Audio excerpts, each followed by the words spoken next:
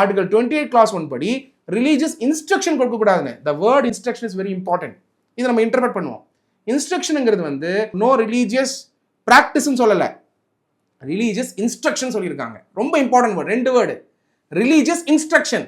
நீங்க ரிலீஜியன்னு சொல்லி இன்ஸ்ட்ரக்ஷன் கொடுக்க வேணாம். ஆனால் ரிலீஜியன்ல இருக்க ஐடியாவை இன்ஸ்ட்ரக்ஷனாக கொடுத்தாலே அது வந்து violative of article 28 clause 1 of the constitution of India. இது சொல்லும் பொழுது ஒரு ஃபெய்த்தில் இருக்கவங்களுக்கும் அது என்ன தவறு, ஒரு சில பேர் ஜஸ்டிஃபை பண்ணுறாங்களா, அது என்ன தவறு, அது வந்து ஒத்துக்க வேண்டிய விஷயம் தானே அப்படின்னு சொல்லும் போதெல்லாம் புரிஞ்சுக்க வேண்டியது.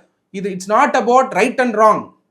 It is not about whether you like it or I don't like it. நீங்கள் நாத்திகவாதியா இல்லை நீங்கள் வந்து சுவாமியை நம்பக்கூடியவங்களா அப்படிங்கிறது, இல்லை ஒரு மதத்தை வந்து ஃபாலோ பண்ணுறவங்களா இல்லை மதம் ஃபாலோ பண்ணாதவங்களா அப்படிங்கிறது கிடையாது. கிளியராக கான்ஸ்டியூஷன் படி மதத்தை ஸ்கூலில் கொண்டு வராதீங்க அப்படின்னு founding fathers of the constitution of India கிளியராக சொல்லியிருக்காங்க.